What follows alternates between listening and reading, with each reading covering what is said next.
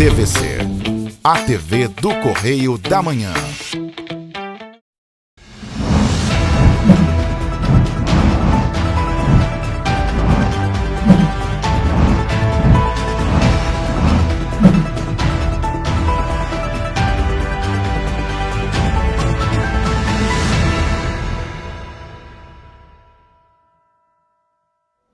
Olá para você que nos assiste, obrigada por nos permitir chegar até você na sua casa. Olá, Roberta. Olá, Nana. Olá para você que está nos assistindo nesse momento. Lembrando que você pode participar do nosso jornal.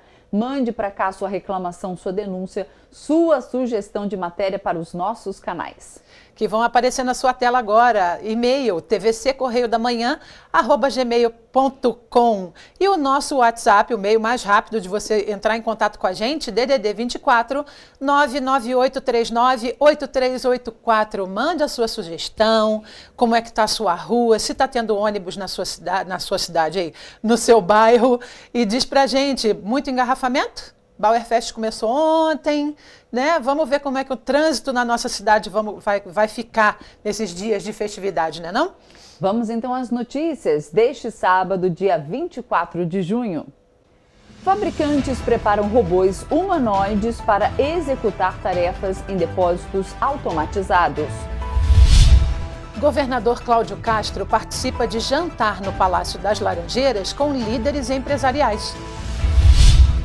Governo do Estado lança edital para aquisição do sistema de vídeo monitoramento urbano. Terapia com cavalos é referência no estado do Rio de Janeiro. Julgamento do caso Maria Tereza termina sem pronunciamento dos acusados. Prefeitura de Petrópolis divulga o resultado da perícia do incêndio nas garagens da Petroíta e Cascatinha. Agora no Correio da Manhã na TV.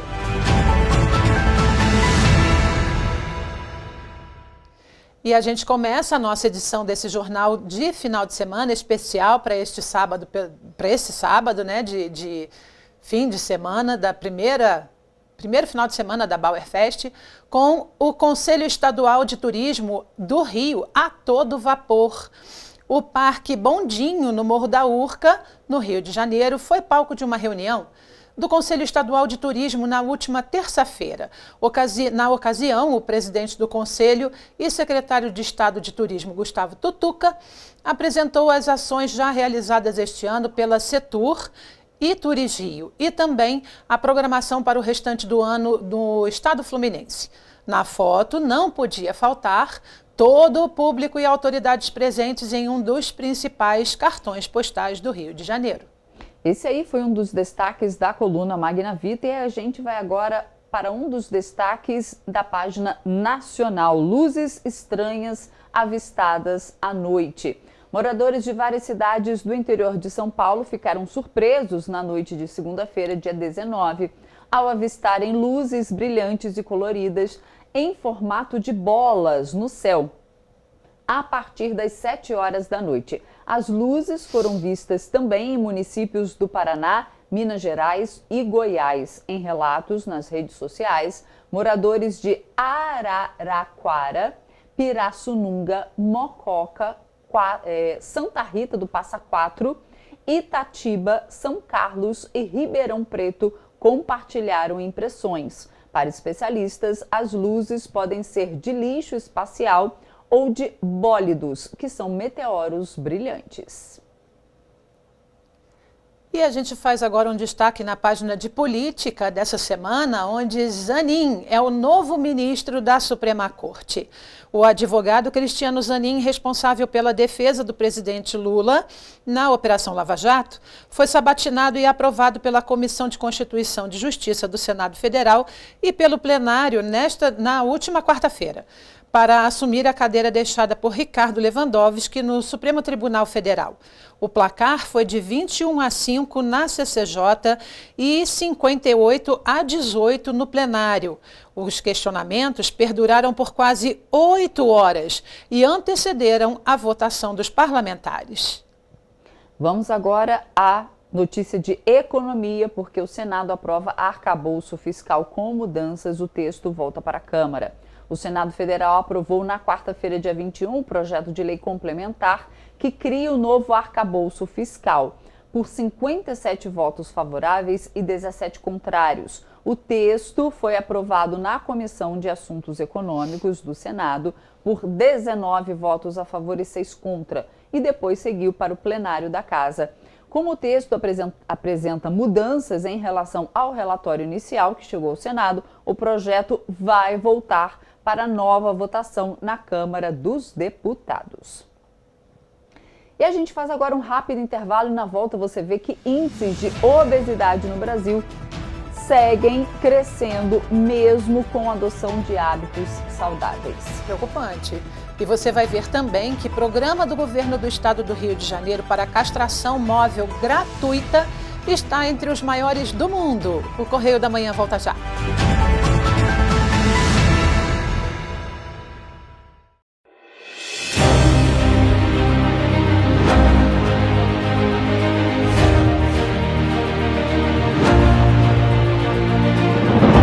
Não é jornalismo de direita, é jornalismo direito. Correio Petropolitano. Tudo que seu jornal não deveria ter deixado de ser. Todos os dias, em uma banca perto de você.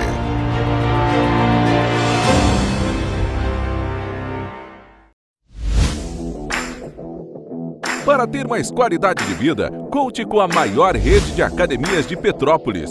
Aqui na Corper, com uma mensalidade, você utiliza todas as unidades. Centro, Bingen, Itamaraty e Itaipava.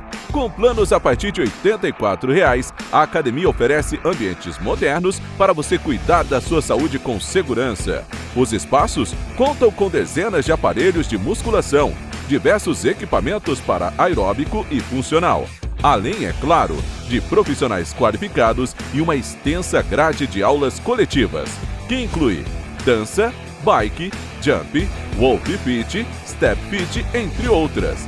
Nossas estruturas são equipadas com salas de musculação e aulas coletivas, salas de avaliação física e nutricional, vestiários e estacionamentos amplos. Venha nos fazer uma visita e surpreenda-se! Rio de Janeiro, atração o ano inteiro. Tem descanso, tem folia, noite e dia, alegria, sol e praia, diversão. No prato ou copo, a festa, o bar, museu ou bloco. Show, cultura, história, gravado na memória e no seu coração. Rio de Janeiro, vem se apaixonar. Governo do Estado do Rio de Janeiro.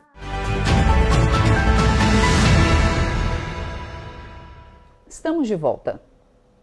Além de braços mecânicos e outras máquinas para operações de logística, agora depósitos automatizados e centros de distribuição de mercadorias vão poder usar robôs que inclusive se parecem com humanos para agilizar diversas atividades. E para que isso aconteça, as empresas Agility Robotics, Figure All e Boston Dynamics estão projetando esses tipos de robôs. As máquinas conseguem andar pelos depósitos, alcançar itens em prateleiras, se abaixar para colocar objetos no chão, além de movimentar caixas. Segundo o que foi divulgado, as novas tecnologias desafiam alguns limites físicos da automação no mundo da indústria atual. Os projetistas desses robôs afirmam que as máquinas poderão ajudar os operadores de armazéns a reduzir a escassez de mão de obra, além de eliminar a necessidade de redesenhar os locais para adequá-los às habilidades das máquinas. A automação já é uma realidade na logística, eliminando tarefas mais pesadas e repetitivas. Essas máquinas aceleram operações e são desenhadas para estarem em ação em conjunto com os funcionários. A Agility Robotics, que recebeu um financiamento da gigante do comércio eletrônico Amazon, que criou o robô de forma humana chamado Digit. Ele tem 1,75 m de altura, pesa 64 quilos e consegue carregar até 16 quilos por vez. Jonathan Hurst, chefe de robôs da Agility, disse que a forma humana confere ao Digit a capacidade de simplesmente entrar na infraestrutura e nos fluxos de trabalho existentes e começar a executar tarefas como carregar e descarregar cargas com a mesma agilidade e regularidade por longos períodos de tempo.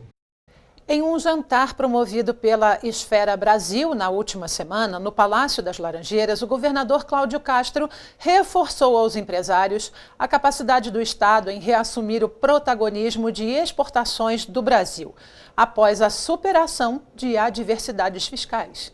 Durante o jantar promovido pela Esfera Brasil, o governador Cláudio Castro destacou aos convidados como o Rio de Janeiro atualmente possui um ambiente de negócios seguro e estável, atraindo comercialização nos mais variados setores econômicos. Esse setor empresarial forte e diversificado, segundo ele, permite com que as empresas de múltiplos setores tenham destaque. Nós temos 85% da produção de petróleo, 73% de gás. Somos o segundo estado que mais envia dinheiro para a União. 20% de toda a arrecadação federal sai de quem empreende, de quem produz no Rio de Janeiro. O Rio de Janeiro envia por ano para a União 4 vezes o que arrecada. E às vezes o Rio, infelizmente, não é tratado da forma que ele contribui para o Brasil. O governador relembrou ainda que o Rio de Janeiro é sede do Porto do Açu, o maior complexo portuário e industrial da América Latina, com investimentos que passam mais de 20 bilhões de reais. Ele é responsável por 30% das exportações brasileiras de petróleo.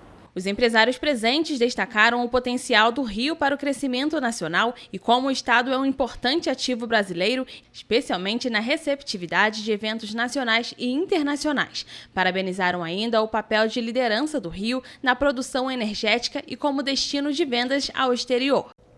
O governo do Estado do Rio vai publicar no Diário Oficial, na próxima semana, um edital de licitação para a contratação de câmeras equipadas com softwares de reconhecimento facial, leitura de placa de veículo e sensores de alarme, representando um investimento estimado de mais de 84 milhões de reais. A aquisição dessas novas câmeras e dos demais materiais vão fazer parte do processo de implantação do sistema de vídeo monitoramento urbano, inaugurando mais uma etapa na segurança pública do Rio com o emprego de tecnologia de ponta. Nessa primeira fase do projeto, as câmeras serão instaladas na capital do estado, em vias expressas, túneis e na orla. Todas as novas câmeras estarão interligadas ao sistema Security Command, adquirido no final do ano passado e já instalado no Centro Integrado de Comando de Controle da Secretaria de Estado de Polícia Militar do Rio de Janeiro. Além de viabilizar o sistema de vídeo monitoramento urbano, o Security Command foi concebido para estar conectado a diferentes plataformas tecnológicas empregadas na área de segurança. Entre essas plataformas estão o Serviço 190, câmeras e sensores de instituições públicas e privadas que serão inseridas no sistema por meio de chamamento público programado para breve. De acordo com as especificações previstas na licitação, as câmeras terão duas finalidades específicas. Um lote estará equipado com software de reconhecimento facial para monitorar a orla da capital, começando pelo Leme, na Zona Sul, e se estendendo até a Barra de Guaratiba, na Zona Oeste. O outro lote, com câmeras e softwares de leitura de placas de veículos, estará distribuído ao longo de duas vias expressas, a linha amarela e linha vermelha. Além disso, em 4 túneis, o Santa Bárbara, Rebouças, o Túnel Velho, que é o Alaor Praça, e o Zuzu Ângel. A nova tecnologia vai permitir que as imagens geradas pelas câmeras, com as respectivas informações adicionais programadas pelos softwares, sejam transmitidas em tempo real para uma central de operação. Caso as câmeras identifiquem, por exemplo, veículos roubados ou pessoas com mandado de prisão em aberto, o setor de despacho de viaturas do Serviço 190 será imediatamente acionado para agilizar a abordagem. Criado pela psicoterapeuta Nathalie Durel, o método Quiron visa realizar terapias utilizando cavalos. O objetivo é otimizar os tratamentos. E na região de Cebolas, em Paraíba do Sul, o Rancho do Encanto tem realizado os tratamentos com crianças e adultos. Tudo começou em 2005. Apaixonada por cavalos, Nathalie Durel é terapeuta e realizou ao longo dos anos tratamento com equinos. Com experiências na França, Espanha, Estados Unidos e Brasil, criou o método Quiron. As intervenções assistidas com cavalos ou por cavalos são feitas sem se montar a cavalo. Isto já é toda a primeira grande diferença com a ecoterapia, né? Porque abrangemos um público diferente. Abrangemos um público com problemas de saúde mental, como, por exemplo, pessoas com depressão, toxicodependência, ansiedade, No caso do coaching, que é o caso da Adriana, ela vai abranger pessoas que estejam a fazer mudança de vida, pessoas que estejam com objetivos que querem atingir. As terapias também podem ser realizadas com empresas e famílias e é baseada em exercícios. Durante a sessão, o paciente realiza a interação com os cavalos e as reações do animal serão avaliadas pelas terapeutas. Na região centro-sul do estado, em Cebolas, Adriana Braga, que também atua com equinos, optou por trazer o método para o Rio de Janeiro após a pandemia. Vim morar aqui no sítio com a pandemia. E sempre tive cavalos, mas comecei a interagir com os cavalos de uma forma diferente durante a pandemia, porque comecei a tratar deles, a ficar mais perto. E eu tinha feito o curso de coaching e estava terminando uma pós-graduação em psicologia positiva. E aí, olhando os cavalos e observando eles bem de pertinho, começou a me dar uma imensa vontade de trabalhar algum tipo de terapia com eles. Eu só não sabia exatamente como. As sessões são realizadas em locais abertos. Por questões naturais, os cavalos, por serem animais de fuga, não se habituam em ambientes fechados.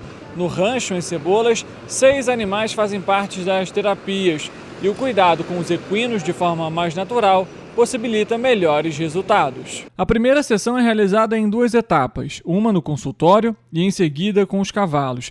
As terapias podem ser realizadas desde crianças até idosos. O Rancho do Recanto também atua com equitações lúdicas e naturais.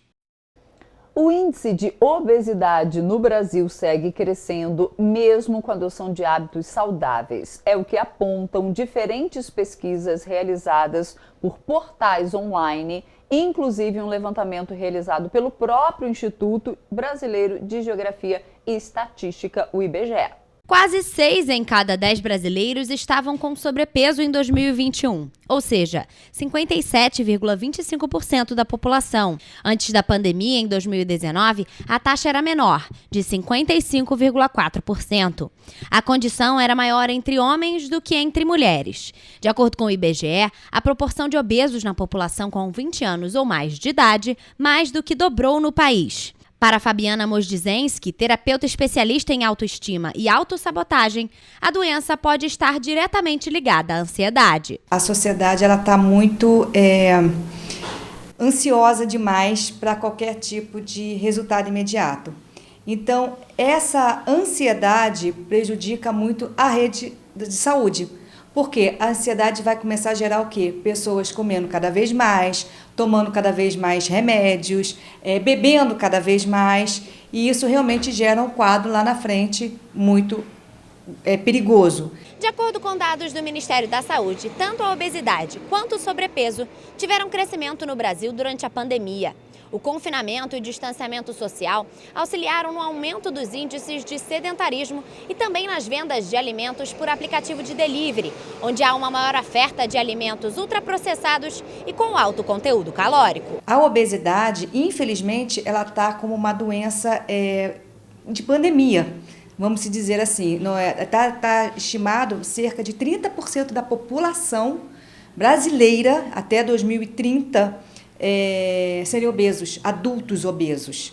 Então, realmente, isso é uma coisa muito preocupante e a gente precisa estar de olho nisso como saúde pública. Quando somados os números de pessoas atingidas pelo sobrepeso e obesidade, 8 em cada 10 brasileiros acabam sofrendo de um desses males. Os dados são preocupantes porque diversas doenças crônicas estão ligadas a essa condição, como diabetes e hipertensão. A terapeuta lembra ainda que hoje a internet não está preparada para lidar com esta doença e que as propagandas e anúncios são feitos apenas para pessoas magras. Infelizmente, o marketing ele está todo direcionado ao magro.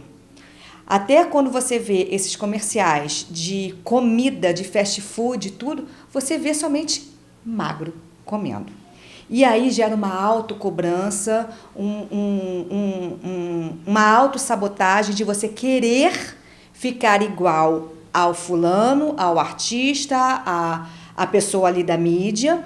E a pessoa começa a fazer o quê? Loucuras, dietas malucas, restrições que aí vai prejudicar cada vez mais a sua saúde para ter aquele corpo. Só que isso leva uma consequência absurda, porque lá na frente ela volta a engordar e muitas vezes ela volta a engordar além do que ela emagreceu. A pandemia contínua de obesidade afeta a população mundial com efeitos igualmente devastadores. Seu impacto no desenvolvimento de comorbidades e, subsequentemente, seu efeito na expectativa de vida é tão devastador quanto qualquer pandemia infecciosa. Porém, infecções têm um efeito relativamente rápido, enquanto os efeitos da obesidade na expectativa de vida são mais insidiosos, mais devastadores, mas menos agudos. O programa RJ-PET é desenvolvido pela Secretaria de Proteção e Bem-Estar Animal, ligada à Secretaria de Estado de Saúde. Ele já fez mais de 270 mil atendimentos de castrações em animais domésticos desde que foi lançado há 1 ano e meio. E com isso, tem se consolidado como um dos maiores programas de castração móvel do mundo. Considerado um dos maiores programas itinerantes de castração do mundo, o programa do governo do estado do Rio já realizou 60 mil procedimentos só em 2023. O programa RJ-PET é desenvolvido pela Subsecretaria de Proteção e Bem-Estar Animal, ligada à Secretaria de Estado de Saúde. Ele é considerado um apoio extremamente importante para organizações sociais, protetores e tutores, já que uma castração pode custar cerca de R$2.000 em uma clínica particular. Para os animais, a castração é extremamente benéfica. Nas fêmeas, ao retirar o órgão reprodutor, ela reduz a chance de ter infecções urinárias, como a piometra. Já nos machos, ao retirar o órgão reprodutor, reduz a chance de problemas com a próstata e o câncer de testículo. Desde dezembro de 2021, o governo do estado do Rio de Janeiro oferece o programa de castração gratuita por meio do RJ-PET. Os castramóveis contam com uma equipe de 25 profissionais, entre veterinários, técnicos e auxiliares, atuando desde a castração até a devolução do animal para o tutor. Equipamentos itinerantes rodam os 92 municípios do estado e permanecem em cada um deles por 30 dias. Para os que não podem comparecer aos locais dos castramóveis, existe a opção de marcar a intervenção em uma das clínicas veterinárias conveniadas, espalhadas por todas as regiões do estado.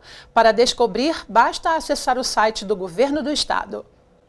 Os casos de estelionato têm se tornado cada vez mais comuns. Dados do Instituto de Segurança Pública do Rio de Janeiro mostram que entre 2021 e 2022, esse crime aumentou 57% entre pessoas acima de 60 anos. Por dia, 83 pessoas idosas são vítimas de algum tipo de golpe no estado. Dados do Instituto de Segurança Pública mostram que os estelionatos, popularmente conhecidos como golpes, mais do que dobraram entre a população da terceira idade. Entre 2021 e 2022, esse crime aumentou 56,8% entre essa faixa etária. As vítimas acima de 60 anos representaram mais de 1/3 do total de vítimas do estado. 30.243 vítimas procuraram as delegacias para registrar esse tipo de crime. O estelionato ele consiste no crime em que o indivíduo, ele através de meios ardilosos e fraudulentos, ele induz uma outra pessoa a erro e obtém vantagem indevida para ele ou para outra pessoa. E na lei, qual o artigo que fala sobre isso? Então, o artigo do estelionato ele está previsto no artigo 171 do Código Penal Brasileiro e a pena pode chegar até 5 anos. E tem alguma agravante quando é feito contra idosos? Então, no artigo 171, quando o crime é cometido contra idosos ou deficientes, ele tem agravante que aumenta a pena do crime até 1/3. Ainda segundo o ISP, entre janeiro a abril deste ano, no estado, foram contabilizados 39.490 casos de estelionato. Os números representam 1.500 ocorrências a menos se comparado com o mesmo período de 2022, quando 40 mil episódios foram registrados. Já em Petrópolis, de janeiro a abril, foram 650 ocorrências, enquanto na mesma época de 2022 foram 769 casos. Houve queda de 119 episódios. A Secretaria de Polícia Civil conta com uma unidade especializada de atendimento à pessoa idosa. Na delegacia, há profissionais capacitados para dar suporte às vítimas. Uma pessoa ela sempre deve tomar cuidado, né? Ainda mais quando for fazer alguma compra na internet, algo do gênero, pesquisar mais sobre a empresa, verificar junto a alguns sites que hoje nós temos como o Reclame Aqui, que você vê a avaliação das empresas, e lá você consegue constatar se a empresa é verídica ou não. Além dos estelionatos, a violência moral, que inclui calúnia, difamação e injúria, também se destacou entre a população com mais de 60 anos. Em 2022, 18 mil pessoas deste público procuraram as delegacias do Estado para denunciar que foram vítimas destes 3 delitos. As mulheres representaram a maior parte das vítimas. E uma mulher de 23 anos morreu no último sábado após ser baleada por um policial da Polícia Rodoviária Federal. A ação aconteceu durante uma abordagem da PRF após o condutor do veículo ter desobedecido à ordem de parada dos policiais. A jovem de 23 anos, identificada como Anne Caroline Nascimento Silva, estava em um veículo que passava em alta velocidade pela rodovia Washington Luiz, no sentido Rio de Janeiro, cujo condutor não teria obedecido à ordem de parada dos policiais da Polícia Rodoviária Federal. De acordo com os agentes, eles foram informados sobre um carro que vinha em alta velocidade, realizando manobras bruscas. Os agentes realizaram um cerco tático e o veículo ainda conseguiu andar por cerca de 4 quilômetros. Então, os policiais dispararam contra o casal e um dos tiros atingiu a mulher por volta das 10 horas da noite. Ela chegou a ser socorrida pelos policiais e levada para o Hospital Estadual Getúlio Vargas, na Penha, mas não resistiu e morreu na madrugada deste domingo. De acordo com a PRF, o policial rodoviário federal, identificado como o autor do disparo que resultou na morte da mulher, passou por audiência de custódia neste domingo. Ele recebeu liberdade provisória após a audiência. A ocorrência foi registrada na Polícia Federal, no centro do Rio de Janeiro. O agente que efetuou os disparos chegou a ser preso e permanece afastado das atividades. Ainda de acordo com a PRF, o motorista do veículo possui passagens por roubo e furto, mas no momento da ocorrência, a prioridade foi socorrer a vítima. Em nota, a Polícia Rodoviária Federal informou ainda que a corregedoria do órgão foi acionada e está acompanhando as investigações, além de abrir procedimento para apuração interna. A instituição informou que lamenta o desfecho trágico da ocorrência e se colocou à disposição da família. Após 4 anos de ausência, a maior feira aeroespacial do mundo, o Paris Air Show, ou Salão de Le Bourget, foi aberta nesta segunda-feira a profissionais do setor. Com a participação de 2.500 expositores, o evento pretende confirmar a recuperação econômica da aviação e serve de vitrine às tecnologias em desenvolvimento para descarbonizar os aviões. Já no primeiro dia do evento, o fabricante europeu Airbus fechou a maior encomenda de todos os tempos da aviação civil, o fornecimento de 500 aeronaves A320neo para a companhia aérea indiana de baixo custo IndiGo. O contrato histórico, de um montante estimado de 55 bilhões de dólares, tem entregas previstas entre 2030 e 2035, em um momento em que a Índia está prevendo uma explosão nas viagens aéreas no país. O presidente francês Emmanuel Macron iniciou a 54ª edição da feira depois de ter anunciado na última sexta-feira, dia 16, um plano de 2,2 bilhões de euros para apoiar o desenvolvimento de tecnologias e reduzir a pegada de carbono das aeronaves. O pacote inclui ainda o desenvolvimento de combustíveis de aviação sustentáveis, principal meio de reduzir as emissões de CO2. O retorno do salão está nas manchetes da imprensa francesa e mundial e destacam um clima de empolgação em torno da feira, com a presença de 400 startups e a apresentação de drones de todos os tamanhos, táxis voadores, microsatélites, dirigíveis e pequenos aviões elétricos. Os expositores americanos compareceram em peso. A China, que se prepara para competir com os líderes Boeing e Airbus, também está representada, mas ainda não exibe em Paris o seu modelo Comac C919, que tem uma fuselagem mais estreita e que pretende competir com o A320neo e o Boeing 737 MAX, aviões de média distância mais utilizados do planeta. A Embraer deve confirmar novos clientes para os jatos E2. A aviação é responsável hoje por 5 a 6% das emissões de gases implicados no aquecimento global. Diante das críticas, os representantes dos 193 Estados-membros da Organização da Aviação Civil Internacional, uma agência da ONU, chegaram a um acordo histórico em outubro passado com o objetivo de alcançar a neutralidade de carbono até 2050. Até o próximo domingo, dia 25, são esperados mais de 320 mil visitantes no aeroporto de Le Bourget, que fica ao norte de Paris. E você vai ver depois do intervalo que empresários de Petrópolis se reúnem para discutir demandas de energia e desenvolvimento econômico. E você vai ver também que esta semana foi o Dia Internacional do Yoga. Nós voltamos já.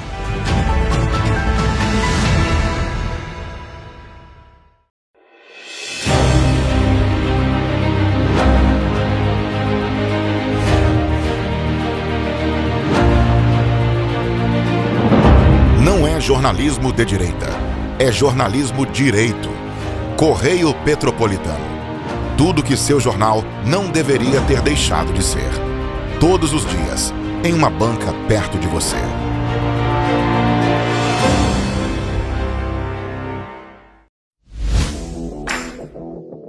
Para ter mais qualidade de vida, conte com a maior rede de academias de Petrópolis. Aqui na Corper, com uma mensalidade, você utiliza todas as unidades: Centro, Bingen, Itamaraty e Itaipava. Com planos a partir de R$ 84,00, a academia oferece ambientes modernos para você cuidar da sua saúde com segurança.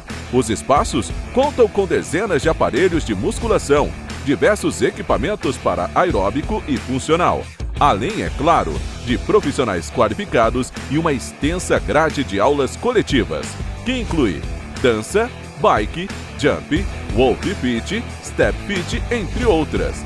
Nossas estruturas são equipadas com salas de musculação e aulas coletivas, salas de avaliação física e nutricional, vestiários e estacionamentos amplos. Venha nos fazer uma visita e surpreenda-se! Rio de Janeiro, atração o ano inteiro. Tem descanso, tem folia. Noite e dia, alegria. Sol e praia, diversão. No prato ou copo, a festa, o bar, museu ou bloco. Show, cultura, história. Gravado na memória e no seu coração. Rio de Janeiro, vem se apaixonar.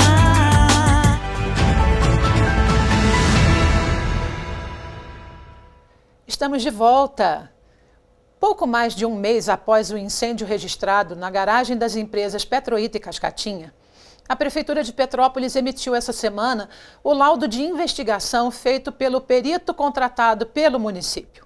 O resultado apontou que há indícios fortes de que o incêndio tenha sido provocado intencionalmente. Após a conclusão do primeiro laudo pericial, que apontou indícios de incêndio criminoso que atingiu a garagem das empresas Petroita e Cascatinha no último dia 9 de maio, o CETRANSPETRO informou que o sistema de transporte público em Petrópolis segue aguardando os desdobramentos das investigações que vão apontar os culpados e a motivação do crime. As empresas de ônibus também destacam a vulnerabilidade do sistema e o receio de novos prejuízos. Diante da constatação, Carla Rivetti, superintendente do CETRANSPETRO, destaca a importância das investigações. Vocês já desconfiavam que era criminoso. Quais os indícios que levaram vocês a pensar isso? Pela proporção, a velocidade em que os veículos queimaram. A gente teve algumas pessoas que falaram que tinham mais de um foco separadamente. E pelo fato da gente conhecer a empresa de ônibus, né, garagem de empresa de ônibus, e assim, se fosse um caso espontâneo, não ia ter uma queima tão rápida, ia poder, certamente, com o próprio equipamento de segurança, né, o extintor do próprio veículo, ia poder ser imediatamente verificado e sanado. O laudo feito pelo perito contratado pela CPTRANS mostra que o incêndio foi realizado de forma intencional.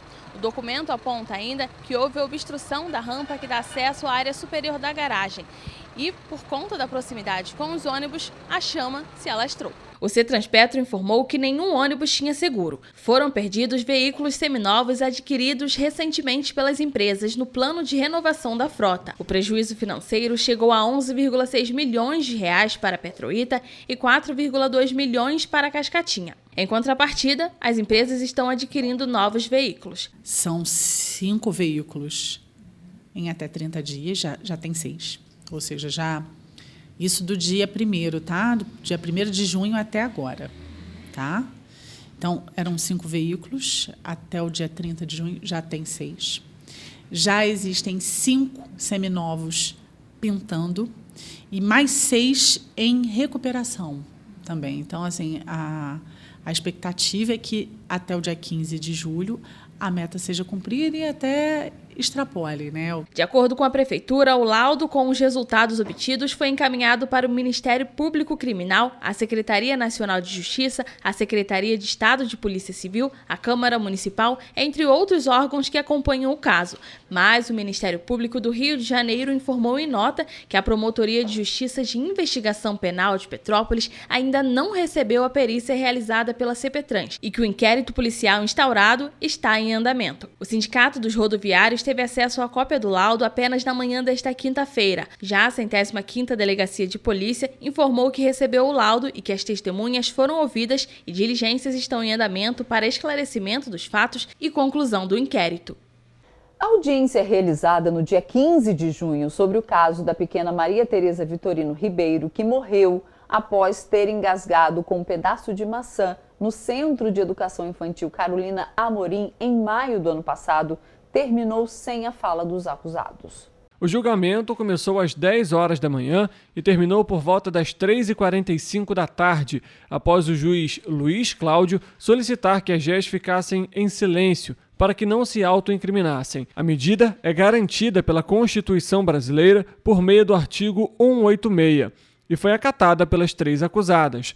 A diretora e 2 educadoras que estavam em serviço no Centro de Educação Infantil Carolina Amorim, que são acusadas por homicídio culposo, quando não há intenção de matar, com pena prevista de 3 anos em casos de condenação. A promotoria, pelo que eu vi na própria denúncia, ela está seguindo exatamente o caminho de que as funcionárias do SEI elas têm uma feição de garantidor. Garantidor é aquele indivíduo que, embora não tenha obrigação de salvar a vida de uma pessoa num evento como esse que aconteceu, ela tem a obrigação de ter iniciativa e buscar os melhores meios. E se você só tem uma pessoa, porque era a situação naquele momento, não sei, só tinha uma pessoa treinada de fato para fazer a manobra de Heimlich e a ressuscitação. E essa pessoa chegou muitos minutos depois, demoraram muito para tomar a decisão e não tomaram a decisão de levar a criança para a UPA. O julgamento contou com 19 testemunhas, entre professores do SEI, profissionais da FAETEC e a mãe de Maria Tereza. De acordo com o inquérito da Polícia Civil, as funcionárias demoraram a buscar socorro, visto que foram 14 minutos para que Maria fosse encaminhada até a unidade de pronto atendimento, a UPA de Cascatinha. Após o julgamento, a promotoria tem um prazo de 10 dias para apresentar as alegações finais, assim como para o advogado da família e a defesa. Após esse período, o magistrado vai tomar a decisão sobre o caso. Em paralelo ao julgamento, ainda tramita em segredo de justiça uma ação civil de reparação à família. A gente percebe que as pessoas procuram se profissionalizar, se especializar, mas esquecem de coisas básicas. A observância da lei é obrigação de todos nós. Prestar socorro é obrigação de todos nós. Então, não é porque você começou a trabalhar como professor que você vai esquecer que você está lidando com pessoas que são hipossuficientes diante de você e que você precisa fazer o seu melhor. E o seu melhor não é só ensinar. Além da demora para a prestação de socorro, o pedaço de maçã dado à criança estava em desacordo com o padrão, o que contribuiu para a asfixia. Desde 2018, a Lei 13.722 determina que os professores e funcionários de escolas públicas e privadas de ensino infantil e básico deverão ser capacitados em primeiros socorros. Em Petrópolis, os professores só receberam a capacitação após o caso de Maria Tereza. A Arte, a Associação da Rua Tereza e a Prefeitura Municipal de Petrópolis assinaram um convênio que prevê investimentos em infraestrutura, como a reativação do Centro de Moda e reforço na publicidade do Polo de Moda para todo o Brasil. O documento foi assinado na última quinta-feira, durante a inauguração da nova sede da Secretaria de Turismo. A Rua Tereza é um dos lugares mais importantes para a economia de Petrópolis e, por isso, com o intuito de investir na infraestrutura do Polo de Moda, foi assinado um convênio entre a Associação da Rua Tereza e a Prefeitura Municipal de Petrópolis na última quinta-feira, durante a inauguração da nova sede da Secretaria de Turismo no centro de Petrópolis.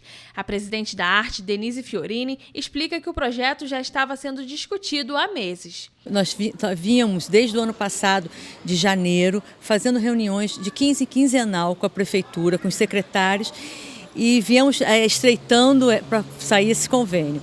No dia 23 de janeiro desse ano, eu tive uma reunião com todos os secretários e com o prefeito, lá no Independência, na Escola Independência, no qual ficou afirmado que nós íamos assinar o convênio. Só que demora, porque tem o trâmite todo que tem que passar para não ter problema. A parceria vai contar com a disponibilização de uma verba que deve ser investida conforme o detalhamento pré-estabelecido no documento. O valor não poderá ser utilizado de outra forma que não esteja acordado no convênio. Muito importante para as pessoas saberem, né, que esse dinheiro não vai ser gasto da maneira que os diretores da associação querem. Ele já vem com verba garantida. Sabe? Então, vai ser para usar os banheiros, para fazer a propaganda. Eu não posso pegar o dinheiro e botar banco. É para fazer a propaganda, isso foi tudo acertado. Em contrapartida, a arte vai começar a pagar os guias. Foi a contrapartida que o prefeito pediu. O prefeito Rubens Bom Tempo reforçou a importância da ação. Segundo ele, os empresários têm se mostrado resilientes após a tragédia. Ele reforçou ainda que é papel da prefeitura auxiliar para que novos clientes venham para a Rua Teresa. Para os lojistas, a iniciativa deve atrair ainda mais clientes. Com as tragédias, a Rua Teresa foi muito prejudicada não apenas na estrutura, mas também no número de vendas. Segundo os empresários, o espaço precisa de investimentos para que o polo de moda volte a ser movimentado como antigamente. Precisamos de mais banheiro público, porque tem, por exemplo, o dia que não abre uma galeria que o banheiro é ali, não tem banheiro. Por exemplo, a maioria dos banheiros bons são na galeria, são em galeria, são em shopping. Se não abrir, não tem. Para o guia de loja, Renato, conhecido popularmente como hip hop, são muitas as melhorias que a Rua Teresa precisa. O que você acha que em relação à estrutura a Rua Teresa tem precisado? Olha, é muita coisa, muita coisa. Banheiro público para as pessoas, para os clientes que chegam aqui. Estacionamento, está uma vergonha de estacionamento, cobrando um absurdo os clientes. Às vezes o cliente chega, não tem uma menina aqui, é multado. Esse cliente não volta mais na Rua Teresa. Então, o que acontece? Estacionamento, fio caído, banheiro público, tudo. Até um banco 24 horas aqui na Rua Teresa não tem, cadê? Tem que ter. Recompor espaços, harmonizar a interação do ser humano com o meio ambiente. Esses são alguns objetivos do paisagismo. E em Petrópolis, especialistas alertam que é necessário realizar o levantamento das árvores da cidade. São diversos tipos, algumas maiores que outras, e estão presentes no cotidiano, em praças, pelas calçadas e que compõem o ambiente de Petrópolis. Realizado pela Universidade Católica de Petrópolis, o inventário arbóreo da cidade englobou 16 vias do centro histórico. O ideal é que fossem levantadas 100%, né, do território da cidade, né?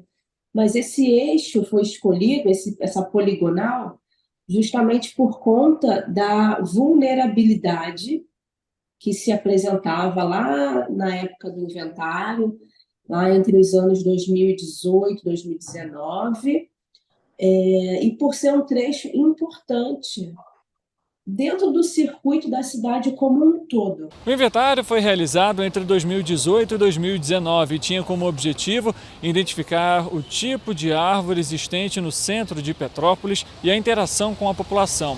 O estudo é importante para que o poder público possa adotar medidas de manutenção e prevenção dessas regiões. O levantamento foi realizado de forma centimétrica, ou seja, com visitações em loco, a fim de obter mais detalhes a respeito das espécies arbóreas. A margem de erro do estudo era de 50 centímetros. Por se tratar de uma arborização urbana, a aplicação centimétrica foi necessária, visto que uma árvore pode ser colocada na rua. Entre as vias que receberam esse levantamento estão a Avenida Keller, Tiradentes, Ipiranga, Piabanha e as ruas Monte Caseiros, Monsenhor Bacelar, entre outras. Então, nós, de fato, medimos uma por uma, a partir do seu eixo, fazendo relações de dimensão com aquilo que tinha como referência, como os portões de garagem, a linha dupla de meio-fio, calçada, outros equipamentos urbanos e fazendo esse arranjo do que a gente via no levantamento em loco, com a base cadastral. Foram 2.393 árvores identificadas. Dessas, mais de 30 espécies foram catalogadas. A recomendação é que a atualização do inventário seja feita a cada 5 anos. E olha só, uma produtora de lúpulo lá de Teresópolis é a primeira a conquistar um credenciamento do MAPA para a certificação de mudas de lúpulo no Brasil. O credenciamento como certificador de produção própria coloca o Brasil em lugar de destaque no cenário da agricultura cervejeira. A pesquisadora e técnica agrícola Tereza Yoshiko, do viveiro Ninkasi, se tornou a primeira produtora a conquistar o credenciamento como certificador de mudas de lúpulo no Brasil. Isto significa que, após um intenso trabalho de mais de 1 ano, o viveiro conseguiu obter, junto ao Ministério da Agricultura e Pecuária, o certificado de credenciamento no Registro Nacional de Sementes e Mudas, certificador de produção própria. Não existia até então mudas certificadas de lúpulo no Brasil. O que existiam era mudas sem origem ou mudas com origem. Essa certificação eleva o Brasil no mesmo patamar que os Estados Unidos ou que a Alemanha. Então agora nós vamos poder certificar as mudas que vão sair aqui do viveiro e na hora que ele vai para o campo, os produtores vão ter um campo de lúpulo com mudas certificadas. As mudas certificadas são aquelas que atendem aos padrões de qualidade estabelecidos pela legislação de sementes e mudas. O lúpulo é utilizado na fabricação da cerveja para dar aroma, sabor e amargor à bebida, além de atuar como um conservante natural. O cultivo de lúpulo no Brasil enfrentava muitos desafios, como a falta de adaptação da planta ao clima tropical, a dificuldade de importação de mudas estrangeiras e a ausência de regulamentação específica para a atividade. Por isso, o trabalho dos viveiros Ninkasi é tão importante e inovador para o setor. Quando esse lúpulo é produzido aqui no Brasil, ele vai ter o terroir brasileiro, que já é diferente, e o frescor. Então, o cervejeiro, quando for utilizar esse lúpulo, ele vai utilizar uma quantidade menor. Fora isso, ele vai ter um lúpulo especial feito aqui, onde nós temos aromas de lixia, de manga carlotinha, de goiaba, são coisas muito brasileiras mesmo, né? Em Petrópolis, um poste danificado na rua Visconde do Bom Retiro, no centro da cidade, tem causado preocupação e insegurança entre moradores e pedestres locais. Quem frequenta a região teme que o equipamento caia. Um poste de internet e televisão situado na movimentada rua Visconde de Bom Retiro, no centro de Petrópolis, apresenta uma estrutura comprometida, trazendo apreensão e medo aos pedestres que transitam pela região. Há semanas, os sinais visíveis de deterioração têm se intensificado e a situação se torna cada vez mais preocupante. Rachaduras profundas podem ser vistas ao longo do poste, enquanto partes enferrujadas da base estrutural evidenciam a negligência na manutenção. Diante dessa ameaça pendente, a sensação de insegurança entre os moradores e pedestres é inevitável. Pode causar um acidente, né? Cair em cima de um automóvel, uma pessoa que esteja passando, a gente não sabe se vai cair, se não vai. Tem que tomar as providências antes que ele possa cair, né? Porque se cair, danifica aí, pode cair a rede, pode cair em cima de alguém aí, até a pessoa ser vitimada por uma carga elétrica, né? Além dos problemas com rachaduras e na estruturação do poste, as calçadas da rua Visconde de Bom Retiro também deixam a desejar. Isso porque ao longo de toda a via é possível encontrar buracos, rachaduras e desníveis, que dificultam a locomoção de pessoas que têm a mobilidade reduzida. A falta de iluminação adequada nas proximidades da conhecida Rua da Feira também tem sido um motivo de preocupação constante, tendo em vista que a área é conhecida por ser palco de furtos e até roubos. Até a gente mesmo, até homem e tal, evita de passar por aqui assim depois de certo horário, né? Para criança, mulheres, essas coisas assim, evitar passar aqui depois de um certo horário.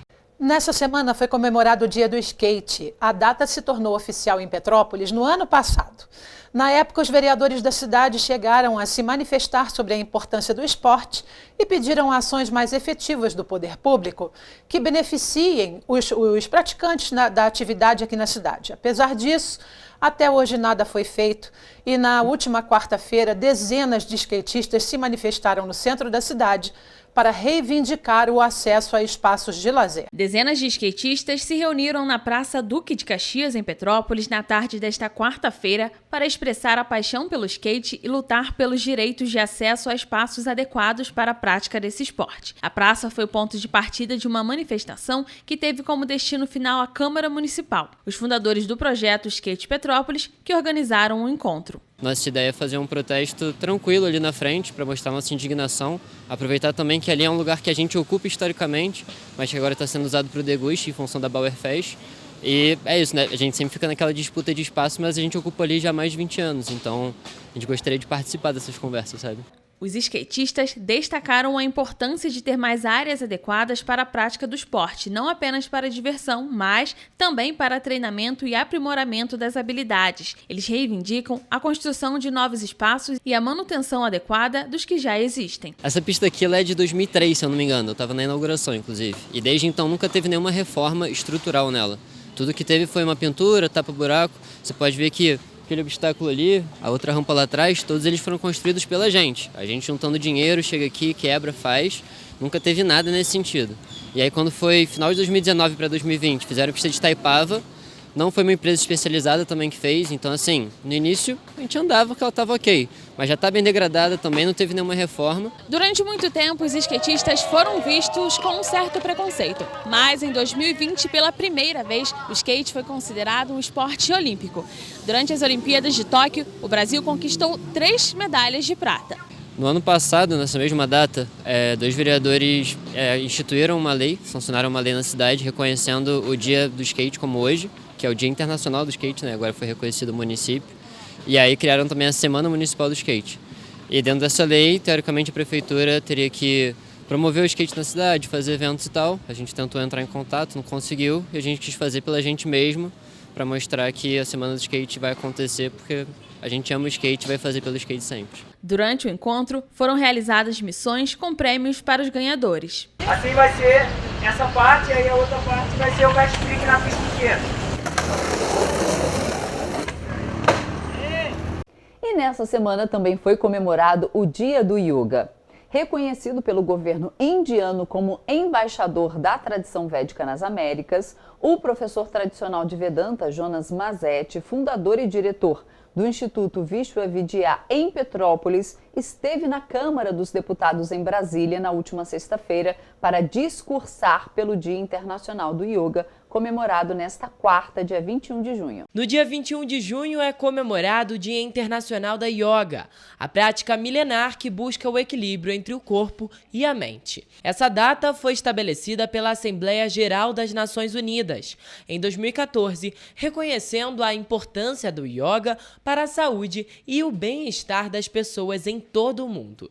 O professor tradicional de Vedanta, Jonas Mazetti, diretor do Instituto Vishwa Vidya, em Petrópolis, reconhecido pelo governo indiano como embaixador da tradição védica nas Américas, esteve na Câmara dos Deputados, em Brasília, no dia 16 de junho, para discursar a favor da data.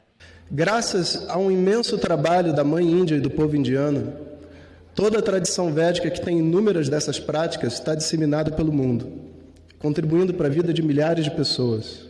Mazetti também foi reconhecido recentemente pelo primeiro-ministro da Índia, Narendra Modi, como o embaixador das tradições védicas nas Américas. O professor também ganha destaque pelos cursos abertos e fechados que são feitos através de vídeos online que impactam mensalmente mais de 500 mil pessoas em todo o mundo. Esse Vedanta funciona através de palestras, de aulas, de um diálogo que tira de dentro da gente uma ignorância e uma ilusão que é o que faz a gente sofrer. O nosso objetivo é conhecer aquilo que a gente é de verdade. Tirar a felicidade que está projetada sobre os objetos, pessoas e situações do lado de fora e trazer isso para dentro, onde ninguém pode tirar a felicidade de você.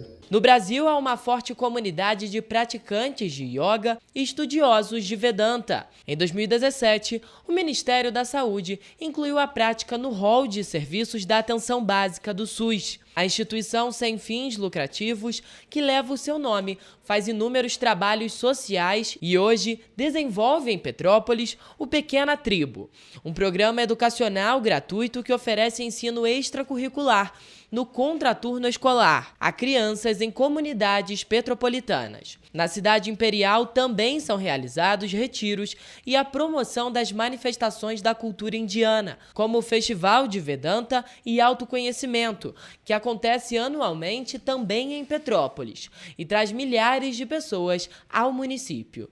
Esse é um momento da nossa sociedade muito difícil e a solução que a gente busca não está no futuro. Está na cultura e nas práticas dos povos originários. O despertar espiritual que a gente precisa passar depende dessas ferramentas ancestrais. O futuro é ancestral. Uma reunião no auditório da Câmara de Dirigentes Lojistas, em Petrópolis, representantes do movimento empresarial da cidade 2030, chama Movimento Empresarial Petrópolis 2030, e o time técnico e operacional da Enel, concessionária de energia elétrica, que presta serviços aqui em Petrópolis, aconteceu na última sexta-feira. O objetivo foi discutir uma série de demandas que visam impulsionar o desenvolvimento econômico na cidade. Na busca por soluções que impulsionem o desenvolvimento de Petrópolis, representantes do Movimento Empresarial Petrópolis 2030 e membros da Enel, concessionária de energia, se reuniram para discutir questões que são prioridade na cidade. O objetivo do encontro foi estabelecer uma agenda de reuniões periódicas, planejar a desobstrução de redes, estreitar o contato com empresas novas e em expansão e resolver demandas pontuais apresentadas pelos empresários. Foi uma reunião muito produtiva e durante o encontro ouvimos as demandas apresentadas por nossos clientes e por representantes de entidades de classe do município. Nós prestamos esclarecimentos sobre questões pontuais, falamos sobre as dinâmicas de nossa operação, sobre nossos canais de atendimento, fluxos e processos relacionados às solicitações de novas ligações e obras de média e baixa tensão. Uma das principais demandas do movimento é a necessidade de novas ligações, investimentos e um plano permanente de manutenção das redes elétricas. A proposta está entre as 20 apresentadas pelo movimento. Atualmente, 24 entidades representam os setores econômicos de Petrópolis, como turismo, tecnologia, construção civil e alimentação. Durante a reunião, a Enel destacou que prevê melhorias no serviço a partir de julho. Os pedidos de geração de energia aumentaram em 25 vezes nos últimos meses. Durante o evento, ficou acordado que a Enel deve apresentar os projetos que têm enfrentado dificuldades de executar em Petrópolis. A previsão é que o investimento seja de 18 milhões de reais para o abastecimento de energia elétrica em Petrópolis. E ao longo desse ano, novas rodadas de reuniões serão realizadas para discutir os desdobramentos dos temas relacionados ao fornecimento de energia elétrica no município. Nós vamos acompanhar de perto o atendimento de todas essas demandas, sempre reforçando o compromisso da Enel com a qualidade do serviço prestado e a satisfação dos nossos clientes. E a gente fica por aqui, mas segunda-feira estamos de volta ao vivo às 7h30 da manhã e esperamos você. Um bom fim de semana para todos. Tchau. Tchau.